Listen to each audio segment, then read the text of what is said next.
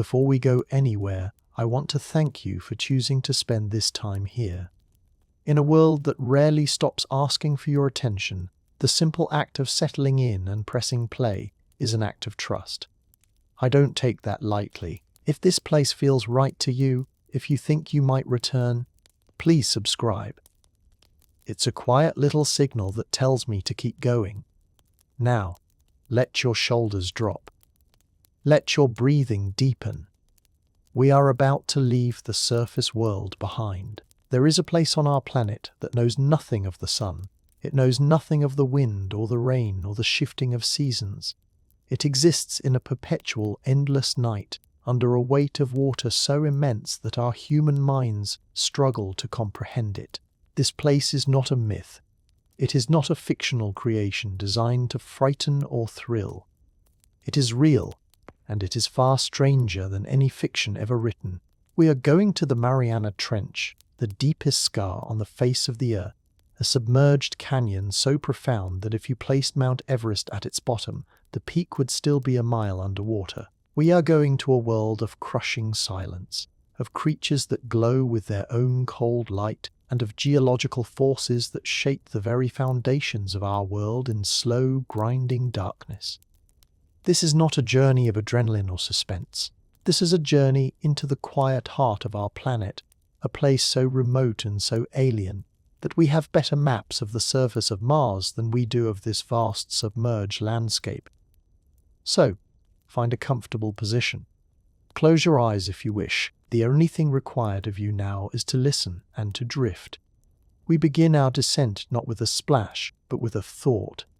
Imagine the surface of the Pacific Ocean, not far from a cluster of small islands called the Marianas. The water is a deep, imperial blue, stretching out in a gentle, rhythmic swell under the vast arch of the sky. The sun feels close here, a warm, tangible presence on the skin of the sea. For the first few meters, the water is a shimmering turquoise curtain filled with light. This is the sunlight zone, the epipelagic realm, the part of the ocean we think we know. It's a place of ceaseless motion, where tiny photosynthetic plankton drift in numbers beyond counting, creating half of the oxygen in every breath we take. A school of tuna might streak past like silver torpedoes, perfectly streamlined for speed. A sea turtle, ancient and unhurried, might paddle its way through the liquid light, its shell a mosaic of barnacles and algae. But we are not staying here. We are on a mission to the quiet, and the quiet lies far, far below. As we mentally descend, the light begins to change. At about 200 meters, we leave the sunlight zone and enter the realm of twilight. This is the mesopelagic zone, where the water turns from brilliant cerulean to a deep, dusky indigo. The sun's rays are no longer a coherent beam of light, but a diffuse, fading glow, like the memory of a perfect summer day. The pressure is building. At this depth, it's not yet crushing, but it is a persistent, squeezing presence, a physical manifestation of the ocean's immense mass. The temperature has plummeted, the warmth of the surface a distant memory. Here, life begins to take on a more fantastical shape. We see the first of the vertical migrants, creatures that spend their days in the dark and ascend each night under the cover of darkness to feed in the richer waters above. It's the largest mass migration on Earth, a daily rhythm of ascent and retreat that happens in utter silence, a biological heartbeat of the deep. A lanternfish, no bigger than your finger, drifts by, its body lined with tiny photophores, little light-producing organs that act as camouflage in a world of shadows. The light they produce matches the faint glow from above, erasing their silhouette from the view of predators lurking below. From a bees in their silhouette from the view of predators lurking below. It's a biological magic trick, a quiet personal star in the endless dusk. We sink deeper, past 500 meters, past 700. The twilight is nearly extinguished now, a mere hint of a suggestion of light. We are entering the bathypelagic zone, the midnight zone. At 1,000 meters, the darkness is absolute. This is a darkness so complete, so total, that our surface world understanding of it fails. It is not the darkness of a moonless night or a shuttered room. It is a darkness that has existed, unbroken, for billions of years. No sunlight has ever touched this water. The pressure at this depth is over 100 times what we feel on the surface. If you could somehow stand down here without protection, the pressure would feel like having the weight of 50 jumbo jets piled on every inch of your body. It would not crush you in a dramatic, explosive way. It would be a silent, instantaneous molecular rearrangement, a return to the basic elements. The physics of it is simply alien to our biology. Yet this zone is full of life. Strange, slow-motion life, perfectly engineered by evolution for this silent, high-stakes world. In this ink-black vastness, the only light is living light. Bioluminescence is the language of the deep. A tiny copepod, startled, releases a squirt of glowing blue liquid. A liquid decoy in the darkness, a siphonophore, a colonial animal that is not one creature but thousands of specialized bodies working as one, drifts like a ghostly feather boa, strung with pulsating neon blue lights. Some can stretch for over 40 meters, longer than a blue whale. A silent, undulating wall of cooperative life. A dragonfish with a mouth full of needle-sharp teeth that are invisible in its transparent jaws dangles a glowing, fleshy barbell from its chin, a beacon of false hope for smaller fish. The anglerfish is perhaps the most famous icon of this abyss, its own fierce face illuminated by a dangling, luminous lure filled with symbiotic, glowing bacteria. Its world is one of patience. It drifts, motionless for hours, its enormous, gaping mouth hanging open, waiting for the vibration of a potential meal in the water column. Meals here are rare, a haphazard rain of marine snowflakes of dead plankton, fecal pellets, and discarded mucus that sinks for weeks from the sunlit world above. This is the base of the food web in the eternal night, a slow, continuous blizzard of organic matter, the life from above feeding the life below. We continue our long, slow fall. 2,000 meters. 3,000. The pressure is now over 300 atmospheres. The temperature hovers just a couple of degrees above freezing. The seabed of the vast, undulating abyssal plains stretches out around us, a landscape of fine, silky sediment that has been accumulating for millennia. It is the largest and least explored habitat on our planet. But we are not stopping here. Our destination is not the plains, but the scar within the plains, the trench itself. At around 4,000 meters, the topography of the seafloor begins a dramatic transformation. The gentle slope we've been following tilts downward, becoming steeper, more severe. We are approaching the wall of the Mariana Trench, a cliff face that makes the granite monoliths of Yosemite look like insignificant pebbles. This is the western wall of the trench, the edge of the Pacific Plate. As we drift over this precipice, a vast emptiness opens up below us. It is a dizzying, almost spiritual sensation, even in our imagination. We are no longer descending a slope. We are sinking into the throat of the planet, into a chasm 1,000 times larger than the Grand Canyon. The sheer scale of it is something that the human mind can only grasp in fragments. Let's try for a moment to build a picture. The trench is more than 2,500 kilometers long. To drive that distance on a highway at a steady speed would take you well over 24 hours without a single stop. Its average width is about 70 kilometers. You could place the entire island of Manhattan sideways within it and still have room to spare. And the depth is the impossible number. It descends nearly 11 kilometers straight down.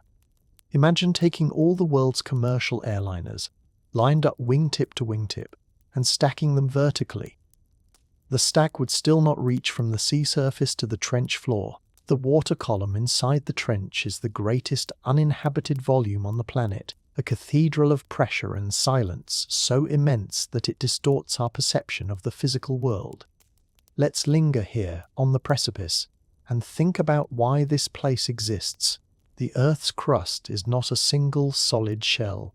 It is a mosaic of colossal rigid tectonic plates that float, ever so slowly, on a sea of viscous, semi-molten rock called the asthenosphere.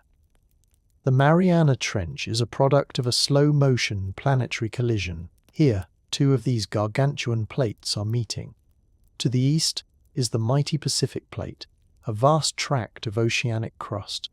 To the west is the smaller, denser Philippine Sea Plate. The Pacific Plate, despite its size, is ancient and cold, and therefore very dense. As it meets the Philippine Sea Plate, the laws of physics, relentless and patient, dictate that the denser slab must give way. The Pacific Plate bends, fractures, and begins a slow geological dive. It plummets, at an angle, directly down into the Earth's mantle, a process known as subduction. This descent is not a rapid, catastrophic event, but a silent, grinding, unstoppable process that has been ongoing for tens of millions of years. The trench itself is the physical expression of this bending, the great, groaning hinge where a piece of the planet's skin is being folded back into its interior. The deepest point of this V-shaped gash is a small, relatively flat area at the southern end of the trench, a place known as the Challenger Deep. The pressure there, at the very bottom of the world, is around 1,086 bars, over 1,000 times the standard atmospheric pressure at sea level. It is the weight of the world, concentrated on a single point. It's a number, but numbers fail to capture the existential reality of it. It is a pressure that acts not just as a downward force, but from all sides, a perfect, uniform, crushing embrace. We drift now, in our quiet descent, over the edge. The wall of the trench is not a smooth, featureless slide. It is a steep, terraced landscape of exposed rock, ancient basalt and gabbro, sheared and scarred by the immense forces of the subduction.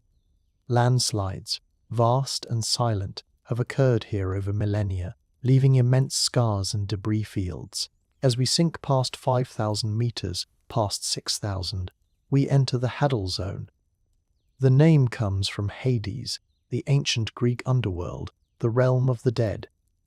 It is a fitting name. This is a world of trenches and troughs, isolated pockets of water that are among the most extreme environments on the planet. The temperature is now a steady, unwavering 1 to 2 degrees Celsius. It is bone-chilling, but it is not frozen. The immense pressure changes the physical properties of the water, preventing it from forming ice crystals at the normal freezing point. The water itself, under this unimaginable squeeze, is denser, its molecular structure subtly altered. Sounds travel faster and further. In the Hadal Zone, a distant, low-frequency vibration, the groan of shifting plates, or the echo of a distant earthquake, can travel for thousands of miles. The trench is never truly silent. It is filled with the low basso profundo murmurings of the planet itself. At these depths, the snow of organic matter from above has been reduced to the finest, most indigestible dust. It settles on every rock ledge, on every gentle slope, like a silent, continuous fall of ashes. The life down here is sparse, but incredibly specialized. To survive, a creature must have evolved a suite of extreme adaptations. Their bodies are not filled with gas-filled bladders for buoyancy, as such a thing would instantly collapse. Instead, they are often gelatinous, their tissues composed of a watery, low-density substance that is essentially incompressible. Their cellular machinery operates under a constant, immense stress. Proteins and enzymes, the molecular machines of life, are built to function under conditions that would petrify a surface enzyme into an inert, glassy state. Everything here moves with a slow, deliberate economy. There is no waste, no frantic energy. At around 7,000 meters, a soft, ghostly form might drift into our field of vision. It is a snailfish, one of the deepest dwelling fish ever discovered. It is a creature of delicate, almost translucent beauty. Its body lacks scales, instead covered in a thin, gelatinous skin. Its tail is like a fragile, tadpole-like whip. It moves not with a powerful thrash, but with a gentle, rhythmic undulation of its elongated body. Its eyes are small, almost vestigial, for there is nothing to see in the absolute blackness. Instead, its head is covered in a network of sensory pores, an intricate, ultra-sensitive system for detecting minute changes in water pressure, the faintest vibrations of a potential meal, a tiny amphipod, a crustacean no bigger than a pillbug, which itself survives by scouring the endless marine snow. The snailfish seems to defy the very physics of its environment. The pressure here, at 7,000 meters, is enough to dissolve a human bone, to turn calcium carbonate into a ghost. Yet this fish, this delicate, translucent phantom, lives a quiet, unpresumptuous life, perfectly integrated into the crushing dark. It is a masterwork of adaptation, a living proof that life, once it takes hold, will find a way into every conceivable niche, no matter how extreme. We sink further, past 8,000 meters. The trench walls are narrowing now, the V-shaped drawing closed. The sense of being inside the planet, of being encased in solid rock and crushing water, is almost overwhelming. We are in a landscape of primordial, elemental forces. Mud volcanoes dot the slopes, eerie, gently oozing mounds where serpentinite mud, a product of the chemical reaction between seawater and mantle rock, is forced up from the depths. They ooze a cold, alkaline fluid, building bizarre, asymmetric structures that are havens for chemosynthetic life. This is life that does not rely on the sun at all, but on the raw chemistry of the earth. In these seeps, microbes consume methane and hydrogen sulfide, forming the base of a completely isolated food web. It is a dark, slow-motion oasis, fueled not by photons, but by the grinding tectonic energy of the planet. And then, finally, as we approach the 9,000-meter mark, the gentle slope begins to flatten out. We are nearing the floor of the Challenger Deep. The sensation is not of touching down on a solid surface, but of reaching the bottom of a well of impossibly deep, thick fluid. The sediment here is a diatomaceous ooze, the accumulated silica skeletons of uncountable trillions of microscopic diatoms that lived, died, and sank over millions of years. It is a pale, silky soft floor, a record of deep time that is never disturbed by current or storm. It can take a single flake of marine snow an entire week to fall from the surface to this final resting place. Time moves differently here. It's measured in the slow accumulation of skeletons, in the imperceptible creep of a tectonic plate, in the echo of a planet's slow inner breathing. We have arrived at one of the most secluded places in the universe, and yet, even here, we are not alone. The floor of the Challenger Deep is patrolled by giant amphipods, the cockroaches of the abyss, but blown up to extraordinary size. In the shallower abyssal plains, these creatures are the size of a thumbnail. Here in the Hadal zone, they are as big as a person's hand. Pale, shrimp-like creatures with armored bodies and powerful, curious antennae. They are voracious scavengers, the cleanup crew for the Hadal kingdom, swarming over any carcass that might find its way down from the world of light. Their sheer size in the deep is a phenomenon known as deep-sea gigantism, a still not fully understood adaptation to the cold, the pressure, and the scarcity of food. They move with a slow, methodical picking motion across the fine ooze, their long antennae tasting the silent cold water for the chemical signature of death.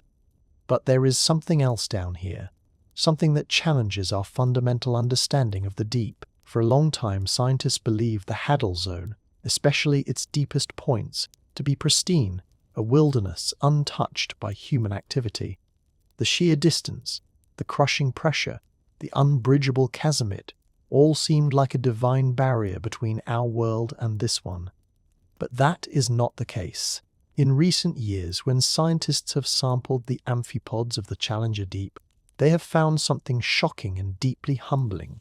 woven into the very fabric of these creatures. They found plastics, synthetic microfibers, and fragments of polyethylene. Evidence of our surface world industry have been found in the guts of animals living at the bottom of the world, nearly 11 kilometers below the surface, before any human even physically visited this place. Our industrial signature had already arrived in the form of a discarded shopping bag, a synthetic fiber washed off a fleece jacket. It's a profound and sobering realization that on this planet there is no true wilderness left untouched by the human fingerprint. The echo of our world reaches even into the silent, crushing heart of the Hadal Zone. This realization brings us to the next part of our story, the human endeavor to reach this very spot. While our trash can drift down here unconsciously, it took an extraordinary feat of conscious human courage and engineering to send a living, breathing, thinking person to the bottom of the trench and bring them back alive. The story of how we first visited this silent kingdom is a testament to a particular kind of quiet bravery and obsessive vision. It is a story about two men who went to the deepest place on Earth in a steel sphere, and what they felt there in the absolute darkness. The year was 1960.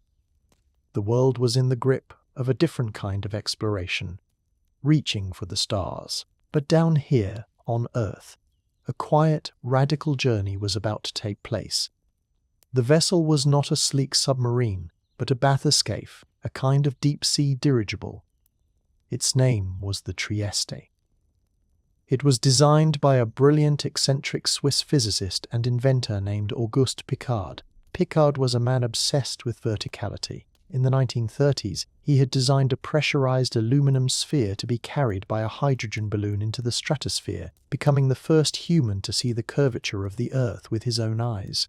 After the sky, he turned his eyes downward, to the abyss. He understood a fundamental principle. To go to an extreme depth, a vessel could not be tethered to a cable from a ship. It had to be a free-diving, independent entity.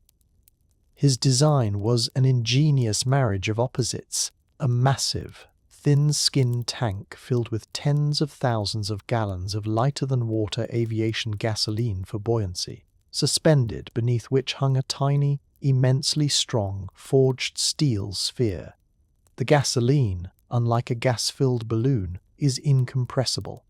It would provide constant buoyancy without being crushed. The sphere, with walls nearly 5 inches thick, would protect the fragile human cargo inside. The two men who would pilot this strange machine on its historic dive were Jacques Piccard, the inventor's son, and a young U.S. Navy lieutenant named Don Walsh. Their destination was the Challenger Deep. The sphere they sat in was a cramped, cold, near-featureless cell, just over 2 meters in diameter. It had no seats. They knelt or crouched on the cold steel floor.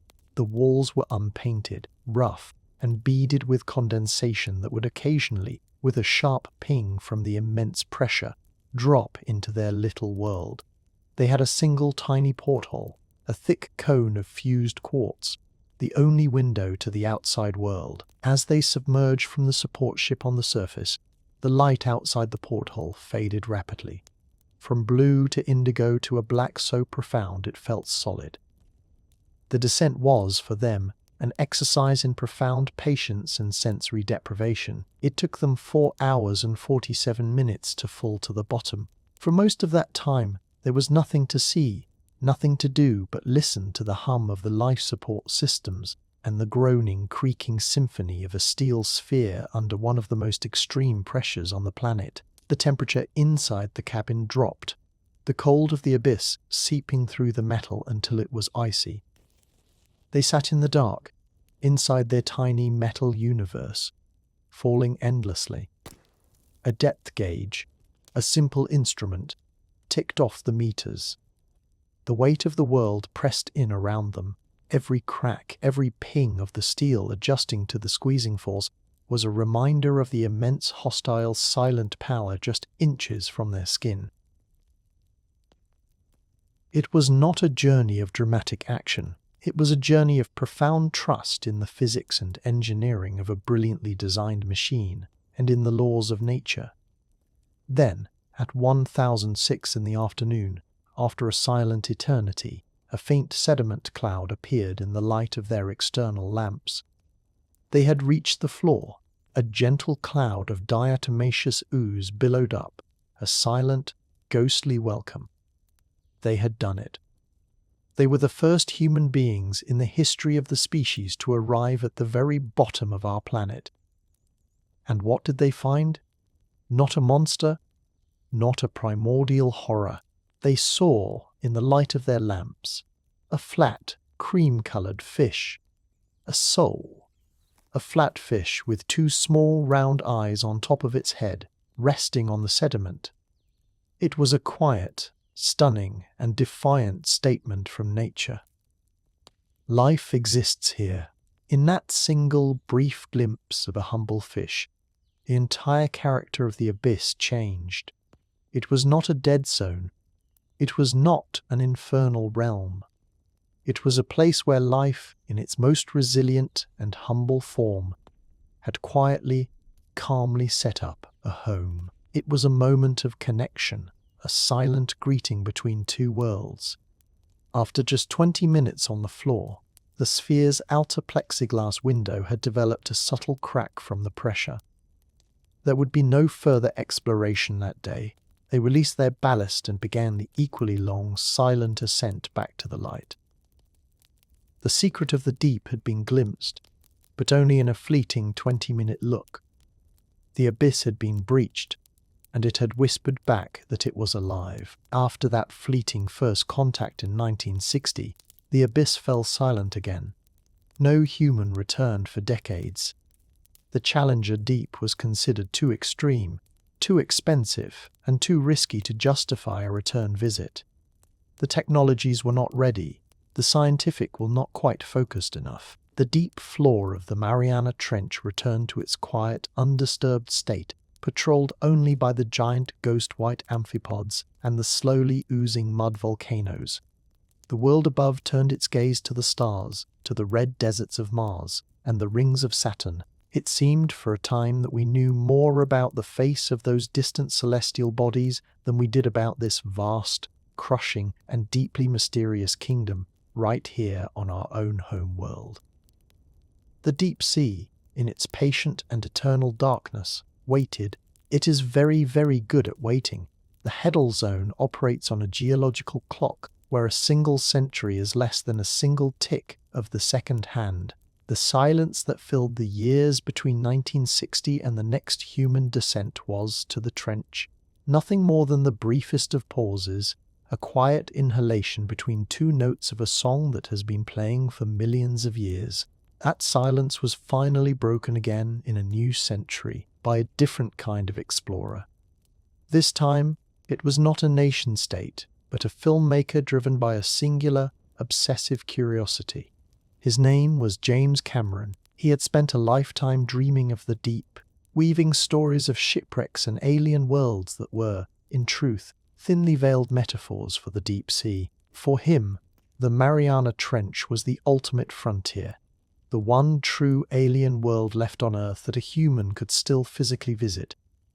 He poured years of his life, his creative energy, and his personal fortune into a singular, radical machine. It was a sleek, vertical torpedo-shaped submersible, a complete paradigm shift from the buoyant blimp of the Trieste.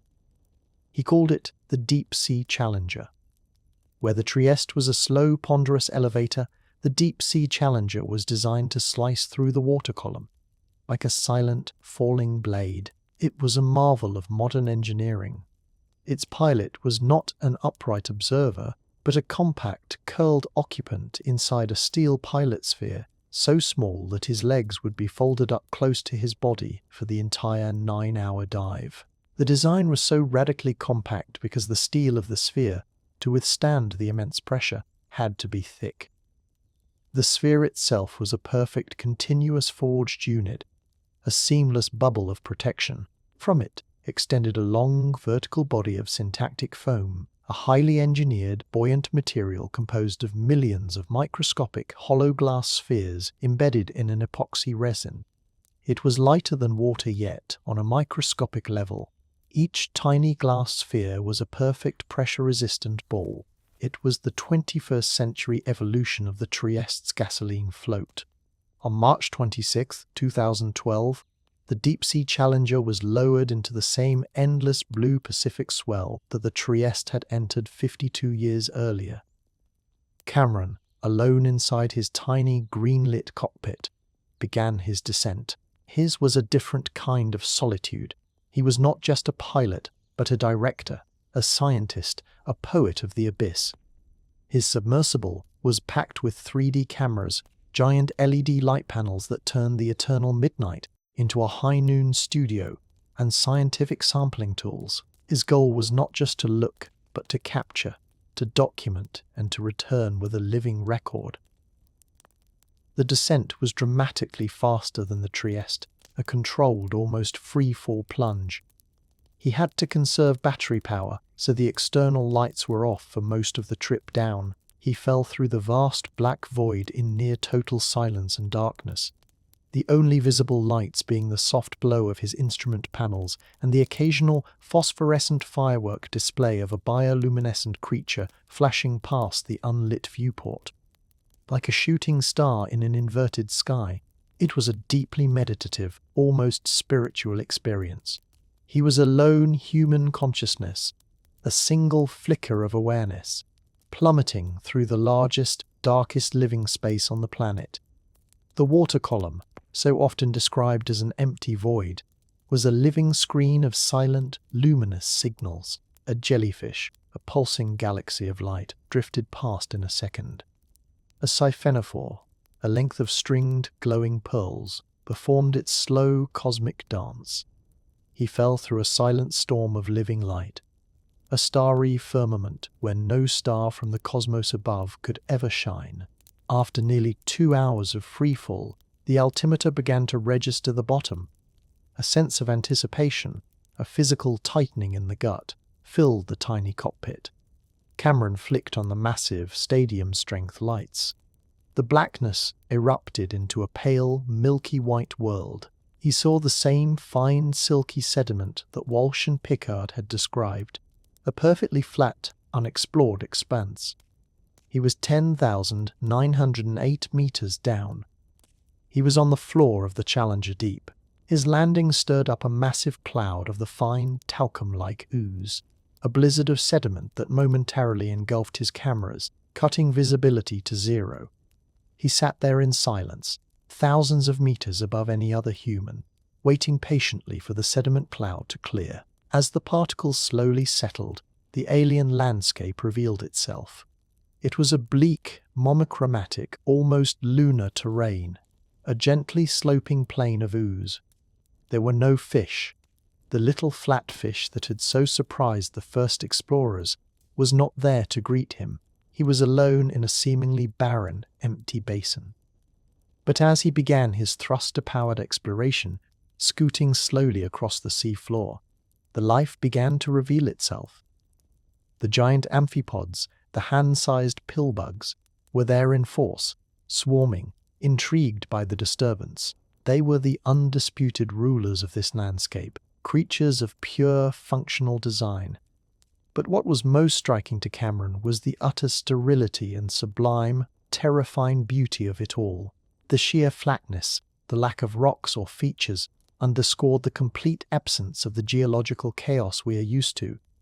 It felt like a perfectly still, perfectly silent, perfect moment of pure presence on the edge of the world, and the edge of human experience.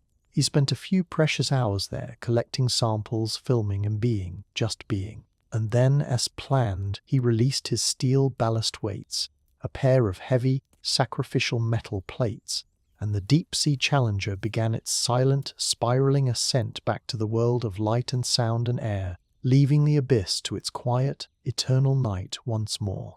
These human visits, however brief, have raised more questions than they've answered. The central paradox they uncovered is this: how can a place of such immense physical harshness be so fragile?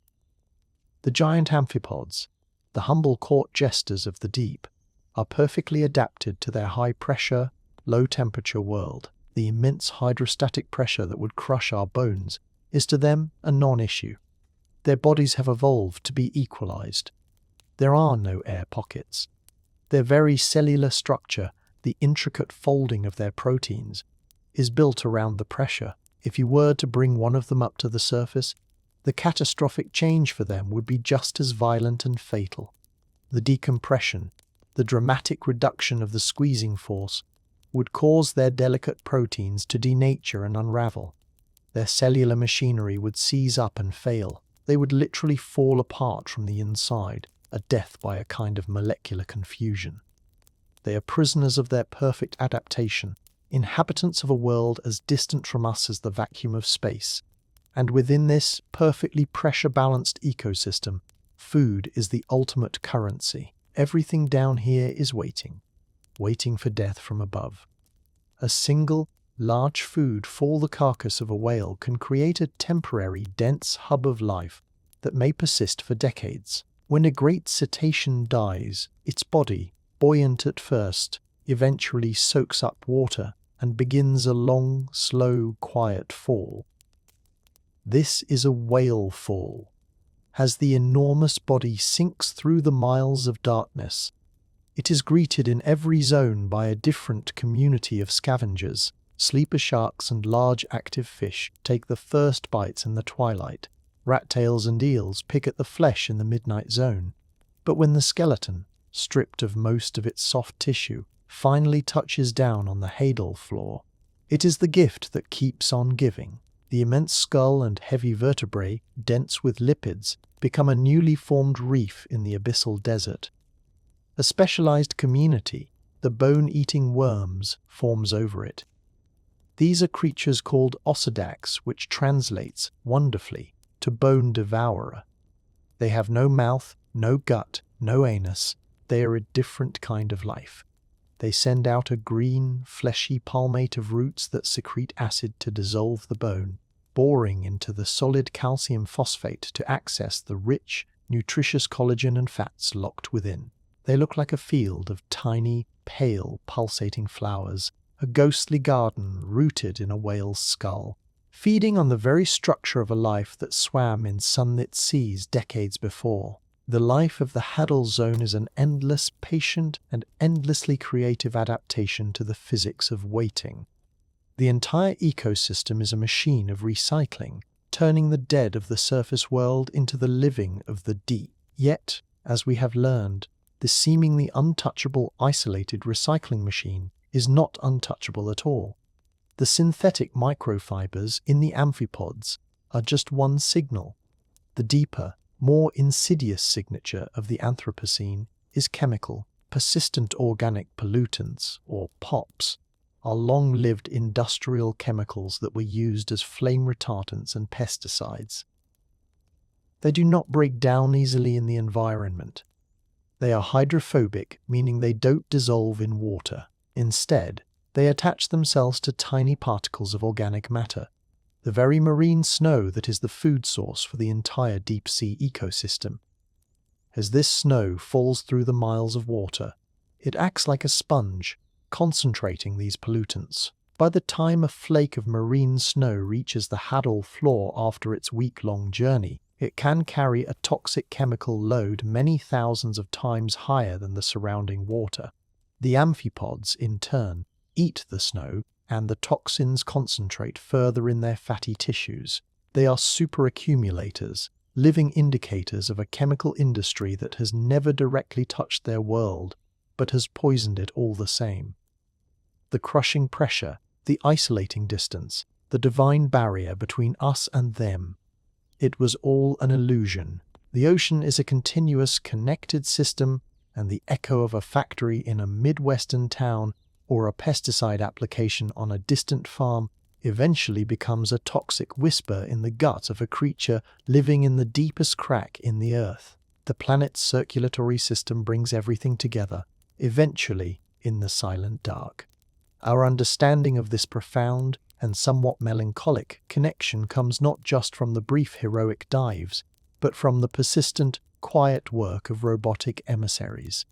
Landers, These are not sleek submarines, but simple, robust scientific platforms designed for a one-way trip to the bottom and back.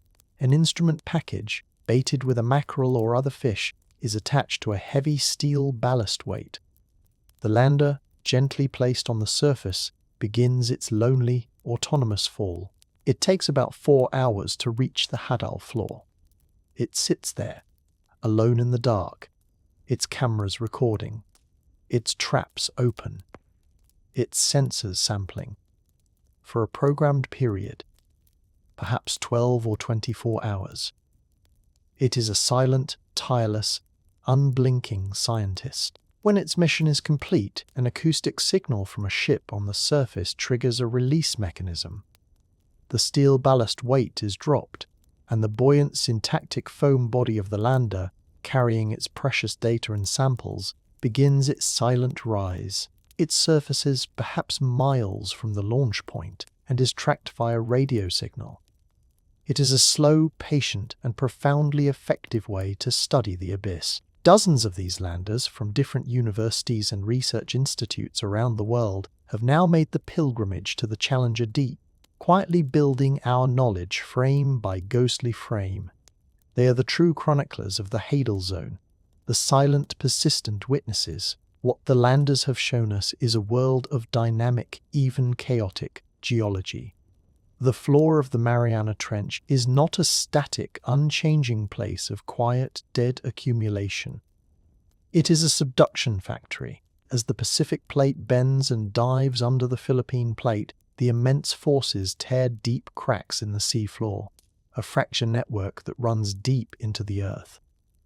Seawater, cold and heavy, is sucked down into these cracks, deep into the lithosphere. This is a profound planetary process. The water is chemically altered, it heats up, and it then interacts with the mantle rock, the peridotite deep below. A chemical reaction called serpentinization takes place.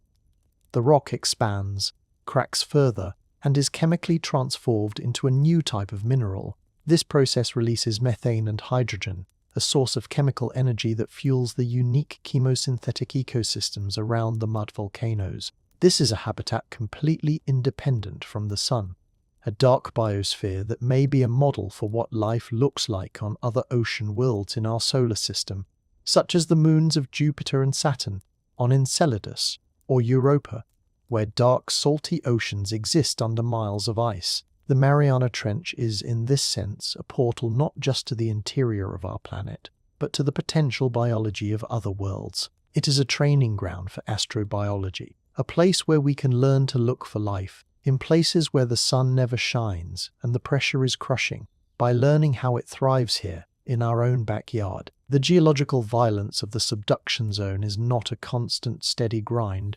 The plates do not slide smoothly, they stick. Friction builds up along the massive inclined fault plane between the two colliding plates. Stress accumulates over years, decades, centuries. The rock itself is bending, storing elastic energy like a colossal planetary spring. And then, in a single, silent, catastrophic moment, the fault ruptures. The stuck sections of the plates lurch past each other, sometimes by many meters, in a matter of seconds. The stored elastic energy is released in a cataclysmic, instantaneous jolt, sending seismic waves radiating through the planet at the speed of sound in rock. This is an earthquake. The Mariana Trench is one of the most seismically active places on Earth, a birthplace of megathrust earthquakes. An earthquake of magnitude 9 or higher is not just a shaking. It is a planetary scale rearrangement. The entire Pacific Plate might flex and shift. The seafloor itself can be permanently uplifted or subsided by meters. The shock of the rupture is so immense that it displaces an entire column of water from the trench floor all the way to the glittering surface. This is the birth of a tsunami, a wave that, in the open ocean, is no more than a gentle, fast-moving swell, but one that carries a freight train of stored geological energy. As it approaches the coastlines of distant islands, the energy is compressed into a towering wall of water. The silence of the trench, therefore, is the precursor to a roar that can cross an ocean. The quiet of the Hadal Zone is the quiet of a coiled spring, a breathing, building force that shapes the geography of the planet in moments of profound, violent release. But between these moments of rupture, there is an even slower, more fundamental creation story happening. The Subduction Factory is also a recycling plant, but a deeply inefficient one. As the slab of the Pacific Plate descends, the immense heat and pressure cook the waterlogged rocks. Volatile chemicals are literally baked out of the slab. Water, carbon dioxide, and other compounds are released into the superheated, lubricated wedge of mantle rock that sits above the descending plate. This chemical flux, this infusion of volatiles, lowers the melting point of the solid mantle rock dramatically.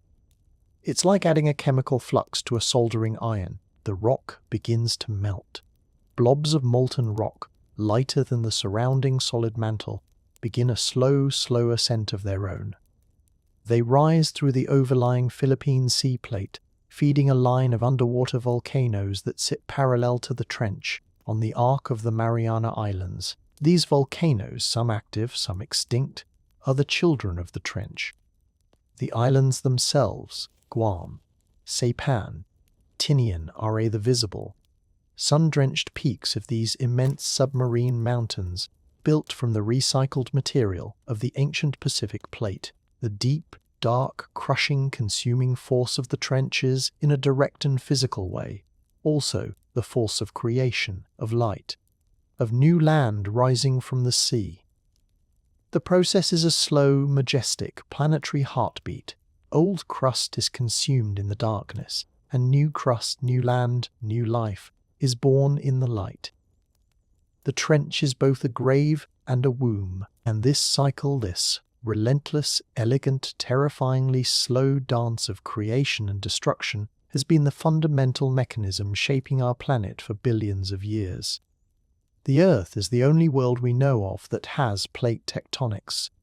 It is what makes our planet alive in a geological sense. It is what regulates our atmosphere over deep time, what builds our continents, what recycles the very chemical elements that make up our bodies. The Mariana Trench is the deepest, most extreme expression of this life-giving planetary machine. It is not a flaw, not a scar. It is a vital, active, and essential organ. So when we think of the trench now, in our quiet, sleepy meditation, we should not think of it as a dead, empty, terrible place. It is a place of immense, slow-breathing power. It is the engine of the world, operating at a pace we can scarcely imagine, in a darkness and silence that is not empty, but full of life, full of chemistry, full of the raw, creative energy of the planet we call home. Let's drift back to the geology for a moment, to the very rocks themselves.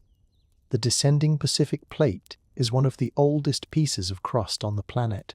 It was formed from lava that erupted at a mid-ocean ridge, a volcanic mountain range that runs down the middle of the East Pacific Rise over 150 million years ago. The dinosaurs were walking the Earth when this rock was cooling from molten magma, recording the magnetic signature of the planet in the alignment of its iron crystals. For over 150 million years, this piece of crust has been riding on the back of the plate, a silent, passive passenger, getting older, colder, and denser, accumulating a thick blanket of sediment made of ancient, fossilized plankton. Now, at the end of its impossibly long life, it is making its final dive, returning to the mantle from which it came, to be remelted, reabsorbed, and one day, in 100 million years, spewed forth from a new volcano as new land. It is a realm of five-floor motion recycling project. The water molecules that are baked out of this slab, the volatiles that will fuel a new generation of volcanoes, may have once been water in a primordial ocean, billions of years ago. The carbon may have once been in the shell of a Cambrian-era trilobite. The trench is where the personal history of the planet is rewritten into a new geological future. It is a library of deep time, a museum of past worlds, all being painstakingly and violently reprocessed in the silent, crushing dark. And in this museum of deep time Life persists in its quiet, gelatinous way. Let's look closer at the creatures themselves, these pioneers of pressure. The Hadal snailfish, which we passed on our descent, is a true vertebrate marvel. Its genetic analysis reveals a story of rapid, radical adaptation. To survive at these depths, it has lost the genes responsible for the formation of a typical, calcified skeleton. It is a deboned fish. A vertebrate invertebrate in a way, its body held together more by the internal, incompressible fluid pressure than by hard, rigid structures. It has also evolved a dizzying array of molecular chaperones, specialized proteins that ensure other proteins fold correctly under the denaturing influence of hydrostatic pressure. Pressure at this level is a fundamental thermodynamic force that can unfold a protein, like breaking the weak chemical bonds that hold a delicate origami shape together. The snailfish's cellular machinery is constantly, vigilantly, actively folding and refolding its molecular toolkit, a ceaseless, expensive internal act of maintenance against the crushing force of the world outside. Its body is also filled with trimethylamine N-oxide, or TMAO, a small organic compound that acts as a potent chemical chaperone to stabilize proteins against pressure, and which is also, incidentally, the chemical that gives deep-sea fish their faintly fishy ammoniacal smell. In the shallow water, fish use TMAO in small amounts. In the Hadal snailfish, the concentration is beyond anything seen in any other vertebrate. It is a living, breathing chemistry set, perfectly titrated for the extreme. Even stranger than the fish are the foraminifera, or forams for short. These are not bacteria. They are single-celled protists, but they are giants in their world, often visible to the naked eye. They are amoeba-like organisms that build a shell, or a test, around their single all-powerful cell. In most of the ocean, forms build their shells out of calcium carbonate, the same material as chalk and limestone. But in the Mariana Trench, below a certain depth known as the carbonate compensation depth, calcium carbonate simply dissolves. The pressure and cold chemistry of the water make it unstable, so the Hadal forams have found a different solution. They are master geochemists. They selectively extract dissolved silica, microscopic particles of clay, and even grains of heavy minerals like ilmenite from the sediment and glue them together with a biological cement to build their protective shells. They are microscopic architects, building glass and mineral houses on the edge of the abyss. When they die, their tiny, durable shells accumulate on the sea floor, becoming part of the deep sediment. They are a direct link between the living, breathing biology of the moment and the geological record of the planet. Their fossilized remains in ancient, uplifted deep-sea rocks are how geologists on land can identify a landscape that was once a Hadal trench, millions of years in the past. They are a living, mineralogical signature of the deep, a tiny, single-celled creature that has figured out how to build itself a permanent home in a place where the very bones of larger animals are chemically dissolved. And the mud volcanoes, those strange, oozing mounds of serpentinite, are unique ecosystems built by these invisible microbial and single-celled architects. The cold alkaline fluid that seeps from them is a chemical buffet. It is rich in hydrogen and methane, and it reacts with the sulfate in the seawater. The primary producers here are not plants, but chemosynthetic archaea and bacteria. They form thick, slimy mats, sometimes brightly coloured in whites, yellows and oranges from the sulfur compounds. Coating the rocks like a living, microbial skin, these mats are then grazed upon by snails, limpets and amphipods, which are in turn preyed upon by larger shrimp and fish. In one of the most startling discoveries made by robotic submersibles, these seeps have been found to host dense communities of deep-sea mussels and tube worms, life forms that are more famously associated with the searing hot, black smoker hydrothermal vents. To find them here, at a cold serpentine mud volcano in the Mariana Trench, was a profound revelation. It proved that chemosynthetic life is not dependent on the extreme heat of a volcano, but on the simple fundamental presence of a chemical gradient, a disequilibrium, a quiet, oozing source of energy from the rock itself. It means the potential habitats for this kind of life are vastly larger than we ever imagined, stretching out across the entire Hadal realm, along every fault and every crack in the subducting seafloor. It is a hidden, serpentine kingdom, fueled by the quiet breathing of the Earth's mantle. This quiet breathing is not just chemical, but also aural. Sound is the sense of the deep, and the trench has a soundscape all its own. We have already imagined the profound silence of the place, but that silence is a human-centric illusion. If you could lower a hydrophone, a specialized underwater microphone, to the bottom of the Challenger Deep, it would not record silence. It would record a low, continuous, complex symphony of sounds. The dominant sound is not biological, but geological. The constant, low-frequency groan of the Earth itself, the grinding, settling, and flexing of the tectonic plates. It is a deep, infrasonic hum, almost more of a felt vibration than a heard sound. It is the sound of a dynamic planet on top of this deep baseline. You might hear the sharp staccato pops of crustaceans, the snapping shrimp of the deep, creating a constant crackling static. You would hear the long, rhythmic, low-frequency moans of baleen whales, whose calls, made thousands of kilometers away, can travel through the deep sound channel and reach the bottom of the trench. A lonely, beautiful song, sinking down through the miles of water to whisper through the eternal darkness. You would hear the propeller noise of a cargo ship, a constant, artificial, low-frequency thrum that now permeates all ocean basins.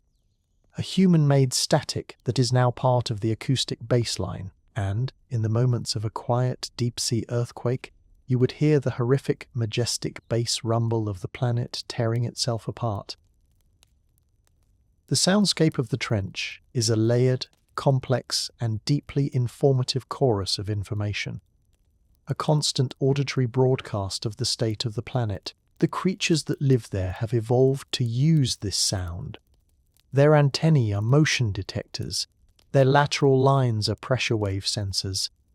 They live in a world not of sight, but of vibration, a tactile auditory universe, sculpted by the immense slow-motion violence of the Earth. And all of this, the quiet hum of the planet, the living symphony of the deep, the silent, persistent fall of marine snow, is carried by the water itself. The water in the Hadal Zone is not just any water. It is the oldest, coldest, most dense water mass in the global ocean. It has a name, Antarctic bottom water. Its story is a beautiful, slow-motion epic in its own right, and it connects the Mariana Trench directly to the frozen continent at the bottom of the world, around the coast of Antarctica during the dark, brutal winter. The sea ice forms. As salt water freezes, it expels the salt, a process called brine rejection. The water just below the forming ice becomes extraordinarily cold and incredibly salty, and therefore incredibly dense. This dense, oxygen-rich water sinks, cascading off the Antarctic continental shelf like a slow-motion submarine waterfall, the largest waterfall on Earth. It fills the bottom of the Southern Ocean, and then begins a slow, unstoppable creep northwards, flowing along the bottom of the Atlantic, Pacific, and Indian Oceans, a deep, cold, silent river in the abyss. It takes this water mass over 1,000 years to travel from the Weddell Sea in Antarctica to the bottom of the Mariana Trench in the western Pacific. The oxygen it carries, which was last in contact with the Antarctic atmosphere a millennium ago, is what the deep-sea animals breathe. The water at the bottom of the Challenger Deep has not seen the surface of the ocean since before the Norman conquest of England. It is a time capsule of a past climate, a physical memory of a colder world. When you think of the Mariana Trench, you must also think of Antarctica, of the ice, of a single, continuous, interconnected global circulation system that links the frozen poles to the crushing depths via a slow, steady, silent pulse. This global interconnection is the most important lesson the trench has to teach us. It is not down there, separate and irrelevant. The trench is the downstream end of every river, every pipe, every atmospheric current on Earth. The mercury from a coal-fired power plant in Asia, the plastic bag blown from a landfill in a coastal town, the invisible plume of nutrient-rich agricultural runoff from the Mississippi Delta, all of it, in some form, eventually finds its way to the sea, and some fraction of it begins the long, slow drift to the bottom. The trench is the ultimate sink, the final repository. By studying what is in the animals and the sediment at the bottom of the Mariana Trench, we are reading the final chapter of our own story on this planet. It is a scientific archive of human impact, an impartial, crushing, and deeply truthful chronicle. The chemicals we create, the materials we discard, the carbon we burn, it is all being meticulously recorded in the bones and tissues of the fragile, gelatinous life in the black, high-pressure library of the Haddle Zone. The trench holds up a mirror to our world, a dark, cold mirror that reflects with perfect scientific clarity the sum total of our choices. Let's take a few moments now to just drift in this reality. We are suspended here, in our minds, somewhere in the middle of the water column of the Mariana Trench. It is black. It is cold. The pressure is immense. A physical presence around our imaginary floating self. There is no up, no down. There is only a vast, three-dimensional expanse of water stretching out to a near infinite horizon in every direction. Tiny pinpricks of blue-green light flicker in the distance. A silent, bioluminescent conversation. A giant squid, an animal that can reach the length of a school bus, might be hunting silently somewhere above us. Its massive saucer plate eye, the largest eye in the animal kingdom, perfectly adapted to spot the faint silhouette of a sperm whale against the faint, residual glow of the surface sky, miles and miles above. The squid is a creature of muscle and nerve and ancient instinct, a powerful jet-propelled ghost of the deep. Its battle with the sperm whale, a marine mammal that dives from the surface down to this very zone, is one of nature's great epic contests. A violent, silent ballet that happens in the inky blackness, and is almost never seen by human eyes. The echoes of this battle, the click-click of the sperm whale's powerful sonar, a sonic beam that can stun a giant squid, is one of the loudest biological sounds in the ocean. It reverberates through the abyss, a signal of power, hunger, and survival in a world without light. Far below us, on the sedimentary floor, the giant amphipods continue their silent, methodical patrol. They are the custodians of the abyss, the quiet consumers of the dead. Their world is one of texture and chemistry, of slow, creeping progress over the silky, cold ooze. They are not in a hurry. There is nowhere to be. The concept of time is very different down here. A single action, a scavenging mission over a distance of a few meters, might be the work of an entire day. A meal of a single fishbone might be digested over the course of a week. Life is prolonged, stretched out, unhurried. The metabolic rate of a Haddle creature is a slow, dimly burning candle compared to the roaring furnace of a surface animal. It is a life of quiet, persistent efficiency. There is a profound peace to it, a biological lesson in sufficiency, in the elegant economics of low energy. And the ooze itself, that unremarkable muddy blanket, continues to pile up, flake by microscopic flake. A single centimeter of this sediment might represent 1,000 years of accumulation. If you could run your hand through it, you would be touching a continuous, unbroken history of the Pacific Ocean. A single core sample, a vertical cylinder of this mud, is a time machine. As you go deeper into the mud, you go further back in time.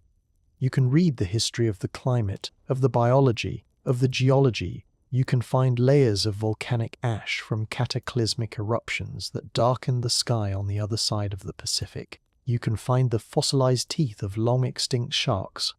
You can see the subtle chemical signature of a period of global warming millions of years ago, when the ocean was more acidic, and closer to the surface of the mud, you find the unmistakable, indelible signature of human industry. Lead from gasoline, isotopes from atomic bomb testing, and the ever-present, non-degradable microfiber. The mud is a book, and we are learning to read it, page by page, millennium by millennium, in the silent, patient archive of the trench. This book is not easy to read. The act of descending to the Hadol zone in a human-occupied vehicle or a robotic lander is an engineering ballet. The sphere that protects a human is a paradox. It is incredibly strong, but the immense pressure makes it subtly compress. A solid steel forging with walls over 6 inches thick will shrink by a measurable fraction of a millimeter at the bottom of the Challenger Deep. The quartz of a porthole, an unbelievably hard, clear crystal, compresses as well. It's an optical-grade window that must be perfectly shaped to function as a lens under a pressure differential of over 1,000 atmospheres. The cables and connectors that run through the hull, the electrical penetrators that carry power and data from the inside to the outside, are themselves masterpieces of materials, science, using a complex layering of plastic, metal, and glass seals that rely on the external pressure itself to make them completely tight. It's a technology that fails to safety. A tiny initial leak can be sealed tighter by the very force that is trying to widen it. The entire machine is a delicate, conscious, precise negotiation with the relentless, crushing physics of the deep, and the negotiation is always on the abyss's terms.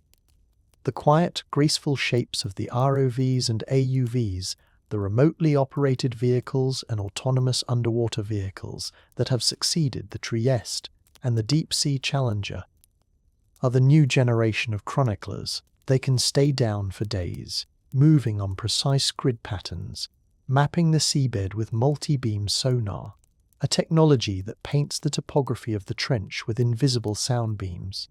The maps they are building reveal a complexity no one expected. The slopes of the trench are not smooth. They are terraced with massive step-like scarps, the physical expressions of the massive thrust faults that accommodate the downward journey of the slab. The floor of the Challenger Deep is not a single flat plane, but a series of 3 distinct deep pools, separated by subtle ridges, each subtly deeper than the next. The scale of the place is slowly coming into focus, a topographic map of a landscape more extreme than the highest peak of the Himalayas, but submerged in eternal darkness. The vehicles drift over these landscapes with a deliberate, careful pace, their bright LED lights casting a pool of artificial moonlight on the ancient, undisturbed sediment. They are our eyes, our hands, our proxy consciousness in the deep, and what they see is a world in a state of constant, barely perceptible change.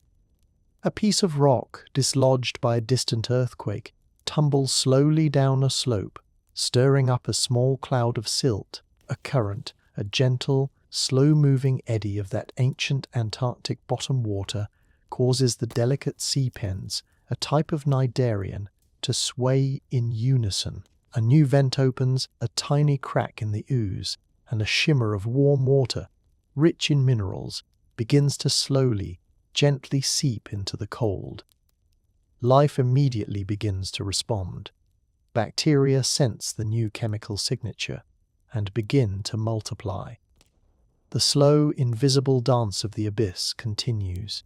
It is a place of constant, incremental change, a dynamic, living landscape that simply operates on a timescale and with a sensory palette that is profoundly different from our own. To be down here is not to be in a museum, but to be inside a slow, silent, breathing entity, a living planet, going about its complex ancient business, utterly indifferent to the small dramas of the surface world.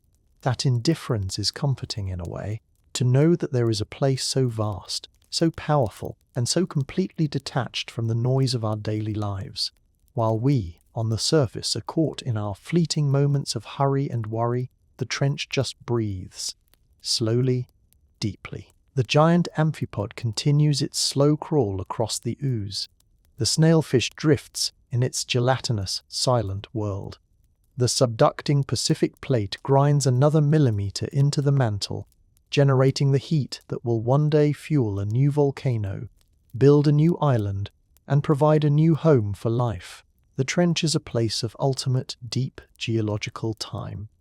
It is a reminder of the scale of things, a quiet, pressure-shrouded anchor for our perspective. Being here, even just in our shared imagination, is a way to let go of the surface tension, to feel the immense, quiet, rhythmic pulse of something much larger than ourselves. The pressure down here is not just a physical force, but a presence, a silent guardian of an ancient, secluded peace.